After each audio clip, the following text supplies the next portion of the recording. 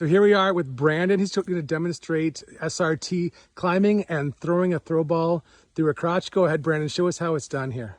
So this is a lot lower than we would normally be working with, but it's just to show and demonstrate what would happen if we were further up in the tree. So basically going to take my throw ball, get a little bit of a swing, and then launch it up and over that crotch and let it lower down. Now it's gotten caught up in some stuff today. Interesting. So when I've tried to throw a throw ball before, I've kind of like just spun it around and threw it. You kind of like swung it between your legs there. Yes. So let me pull this back down. And if you want to get a little bit closer.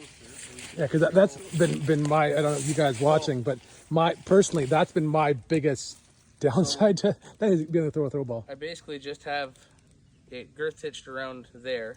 Yeah. I'm just going to tuck this back through to take a bite of line, and then it's going to be pivoting, so it like that. Then I can, now with a short throw like this, probably going to get caught up again. 20 feet. But I would not, I'm going to have it a little bit shorter. If I want to go high, I'm going to have it as long as I can and all this stuff out of my way so I can get the best swing. And then when I launch it, then that will miss. But still, you have more accuracy. Now that's interesting. Yeah. That is a very interesting way to do it. I think that will help people. From the arborist world, if you know any arborist watching, they're going to be laughing at me right now. But this is a arborist. There it is. Yeah, right, so an arborist way to do it. But that's your basic, throw ball, and it seems like it's a lot noisier, which it is, but that noise is not bothering a deer at all.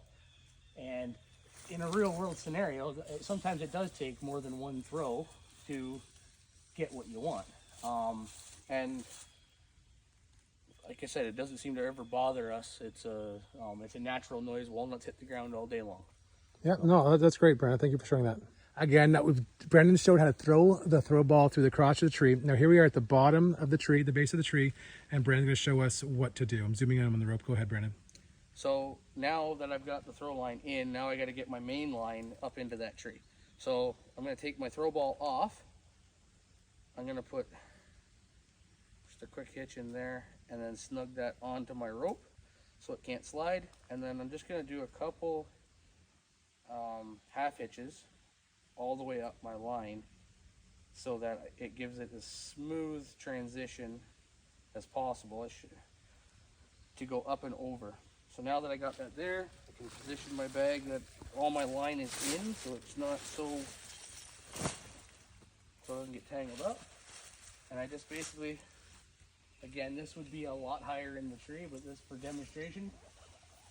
Yeah, man, that's about 20 feet or so, that crotch. But yeah, I'm gonna pull it up and over. And now I have my throw line back. And then I can show you real quick how I store my throw line. So having 75 feet of line isn't the best thing, in the woods with all this stuff, but basically all I'm going to do is have this laying in my hand. I'm going to figure eight this around all the way until I get a bit of tail. And this can be some of the most frustrating times because your throw line likes to get caught in every little stick, and right now we're standing in a pile of horsetail, so it's gonna get wrapped up.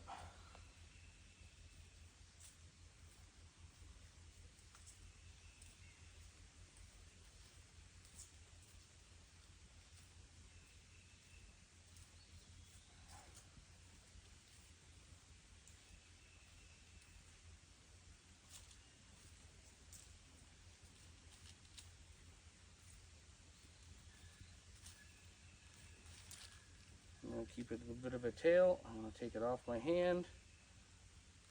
I'm just going to fold it in half and then just wrap this a bunch so then it doesn't come loose.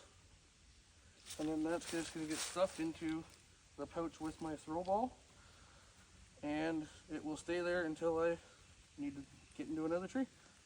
Very good. Brandon's now going to demonstrate. We have the rope through the tree. He's shown the throw ball, pulling up the rope through. And now he's going to show a couple ways that we can attach the rope before we start climbing. Go ahead, Brandon. So basically, there's a couple ways that we're going to get into the tree, and there's two different ways of anchoring the line so I can climb on one side of it. The first one I'm going to show is a base anchor. So how I'm going to do that, I'm going to leave a little bit of tail, and I'm going to tie an alpine butterfly, which there's a million tutorials online on how to tie an alpine butterfly. What is nice about this knot is once I get it cinched up, I can pull on it either direction and it will not slip. If you're worried about it slipping, you can always throw a quick stopper knot in. That way, if for whatever reason this was ever to slip and get sucked back in, you couldn't. But climbed on this hundreds of times and I've never had it move. And I'm going to take the line, come around the tree.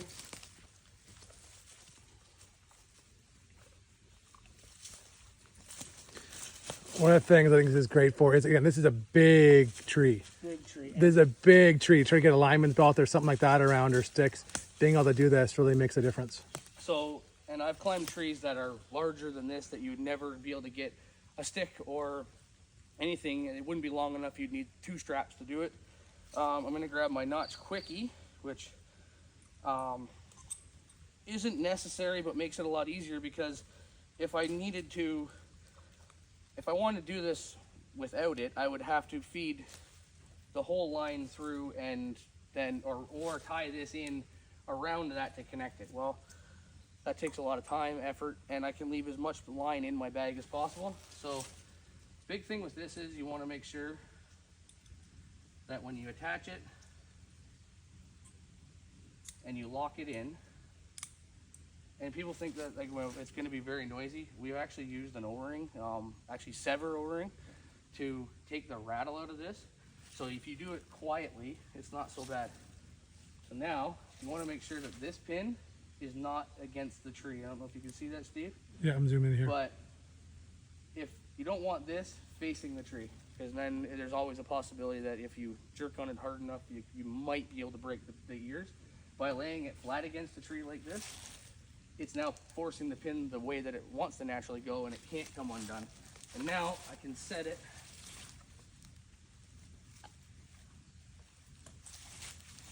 and that's now set. So now I am ready to put my other stuff on that I'll get into in a minute, but I'll show you one other anchor before. All right, yeah, no, it's good. And again, the notch tree quickie works great. It's fast. But you can use any like climbing rated quick link or something like that. I just like the notch quickie because it is nice and it's quick. It's not, I'm not messing with the threads, and if you're not careful and you over tighten up one of those quick links and you don't have anything with you to loosen it, you might not be loosening it. So you're going to have to feed everything all the way back through before you try to get down. With this, you can pull on it all day long, and there, it's undone. Put it back now. I can hold it quiet, put it back on my saddle, and you're good to go. Thanks, Brandon. Brandon just showed us how to tie a base anchor. Now he's going to show us how to tie a canopy anchor for SRT climbing. Okay, so for a canopy anchor, the reason I want to use a canopy anchor is when my branch is not strong enough to support my weight. When I climb on a base anchor, double my weight is sitting on the crotch of that tree. So if that crotch of that tree can't support double my weight minimum, I don't really want to risk that. So I want to get to the main stem. So I can actually girth hitch around the main stem, and that way I don't have to worry about that crotch breaking. The other thing is you want to make it self-retrievable if possible, if you have enough rope. I don't want to have to remember when I get done hunting in the dark to hook a bow, pull up a rope to it, climb down, and then forgot that to do it. Now my rope is stuck in the tree. So I either have to climb back up to redo it, or that rope stays there until the next time I want to hunt there. Not ideal. So I can make it retrievable by putting in an alpine butterfly again into my line.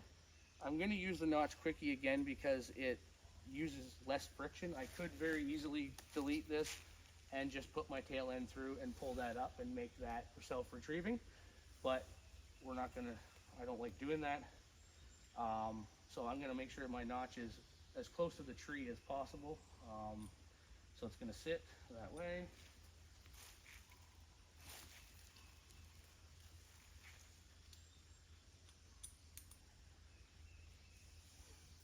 So I'm gonna pull my climbing end, which is the one I'm pulling down, and we're gonna pull that up. And in a perfect world, I'm going to be on the girth hitch around the mane instead of this crotch, but this is plenty strong enough for me to climb. That is not gonna break. The big thing is you wanna know the difference between your climbing side and your retrieval side. So 2 things you can do to minimize the risk of you accidentally climbing on the wrong one is taking your non-climbing side and tying it off to the base of the tree somewhere so you can forget about it, not have to worry about it. I can climb my standing end. What I usually do with it, that's still in my backpack, which is nice. I'll just tie it off and use this to pull my backpack up, and then my bow pull-up rope I'll have to just pull my bow up. Nice part is after I'm done hunting, I've left all my climbing stuff on the main line that I want to climb, which is this one right here.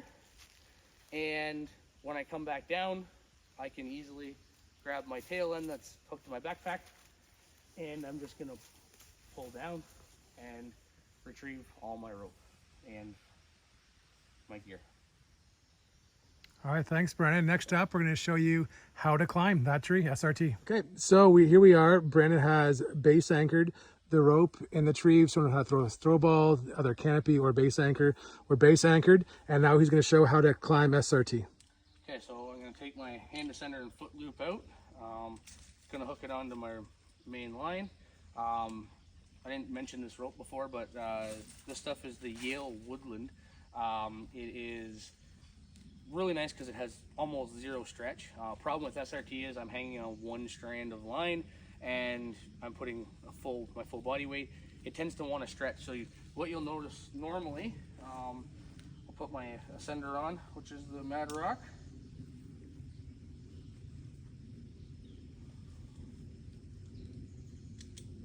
What you'll notice normally is when I go to ascend and take up my slack, normally I gotta like bounce into the rope a few times and I'm almost sitting on the ground. Now something I've done differently is I've added these loops in, keeps everything really close to my body, so I can manipulate my Mad Rock very easy. If I have it on my bridge, it's sometimes a little bit too high up and I can't advance as high each move. The other thing is when I put a ton of weight into this and my full body weight, sometimes it makes these prosthetics bite so hard that they're really, really difficult to use and manipulate. So what I've found is I always put my bridge in case one of these were to happen to fail. Climbed on it hundreds of times and not had a problem, but you never know when you're going to have one, so having a backup. I'm going to put my foot into the foot loop, and then I'm going to hook my tag end into my carabiner. So like I said with the other rope, if I sat down, I would be falling down there and I'd have to ascend and take up all my slack. I didn't move maybe an inch. So now to ascend, all I'm going to do is advance that as high as I can, and I'm simply going to stand up and then sit back in and pull my tail. So every move, I'm moving, I don't know, what's that, you figure, Steve? 18 inches? Yeah, I was going to say right around 18 inches. 16 to 18 inches. And I'm not a tall guy, so a taller person with more reach and more flexibility could probably get that even higher. But one thing I want to note here is you see how Brandon's leaning back. It makes it a lot easier to use your hips rather than trying to be really tall and use your leg to lift your, a one-legged squat every time. If you lean back like he is, it really makes it easier, doesn't it, Brandon? And before we started filming, Steve had a tree stand in this, and I'm already higher than he was. And I'm, what was that, maybe 30 seconds? Yeah, something like that. So It's not super tiring. I'm not using a ton of my body, like upper body strength. I'm using my feet, my hips, and now this is my hunting height. I could then attach my platform first, and then I would put my tether on and hunt from a tether, because as you can see, I'm leaning way off this tree, and if I wanted to hunt like this, it probably wouldn't be that comfortable. So adding a tether, I can adjust where I want to be, and I don't have to just rely on my main line. All right, now Brandon has finished his hunt. Of course, he shot a 217-inch typical. Yeah, that's he owes me a lot for this video. No, but Brandon's finished his hunt. He's going to show us now how quickly he can and smoothly rappel down and gather up his things. Yeah, so as Steve said, I've now taken my platform off. I've usually hooked it to the side of me. Backpack's already been lowered down. My tether is now off the tree in my pouch. And yeah, I'm just gonna always hang onto my tag end, and then I'm just gonna slowly and smoothly come down. Maybe. So now I'm on the ground. Quickly take off my, and obviously we're going to do this a little bit slower than in the woods, because we don't want to make too much noise. There's always going to be a little bit, but as long as you're not rattling and going crazy. I think one of the biggest things, I'll interject here as Brandon just packing that up, is people always ask me what's the best way to climb, and I say, what's the best way to come down?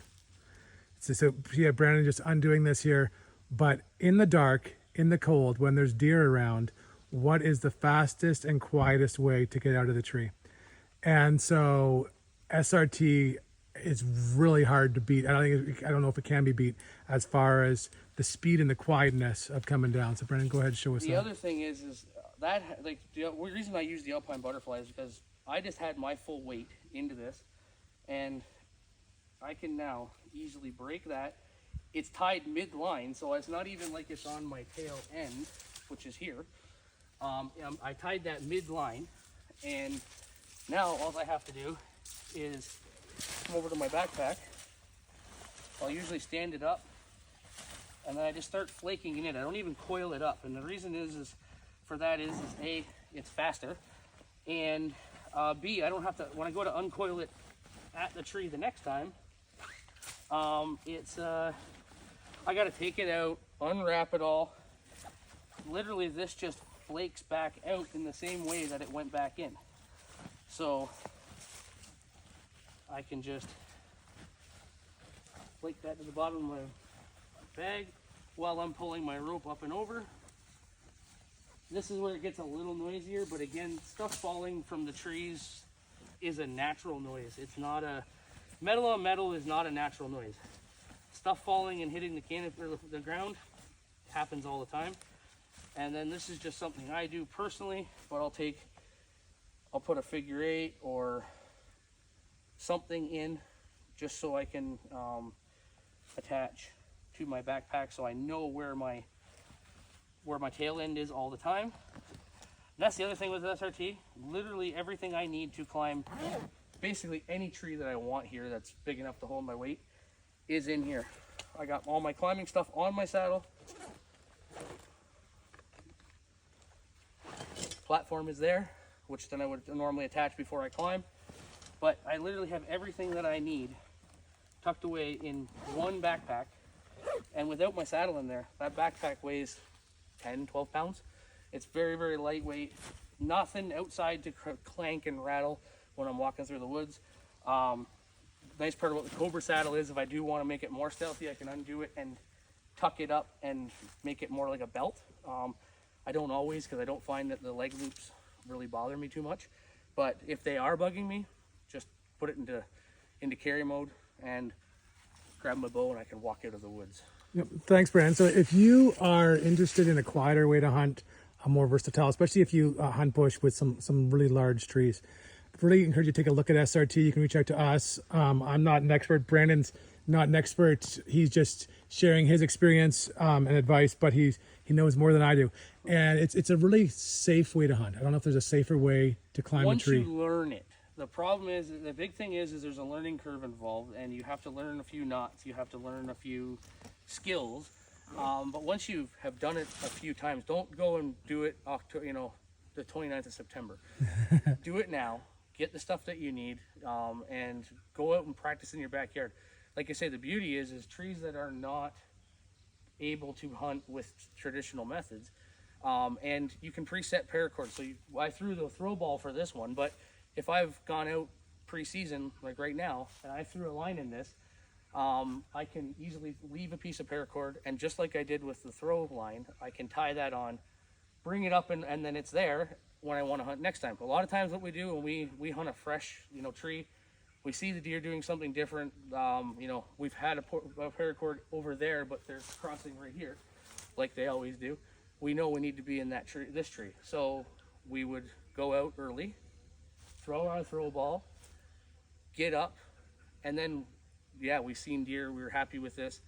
I want to leave something. I always carry in my pack, usually this isn't ready for hunting, but normally I'll carry a couple 40, 50 feet pieces of paracord, so I always have one, and then I can always tie that to my line before I leave the tree, tie it to my main line, bring it up and over, and leave a paracord loop so I don't have to throw a ball again at that tree. So there's many ways of doing it, but we've really found that SRT has helped us get into places that we would not be able to get just with climbing sticks. And like I said, then I have to have climbing sticks hanging off me. So Yep, exactly. So if that's something you're interested, feel free to reach out. We carry pretty much everything that you need on our website. If not, you need something else special, just let us know. But thank you, Brendan, for joining us. We're about to go record a podcast now where you won't see the pictures, but you'll hear our voices. face for radio, so I'm okay with that. Me too, buddy. All right, take it easy, guys, and safe hunting out there.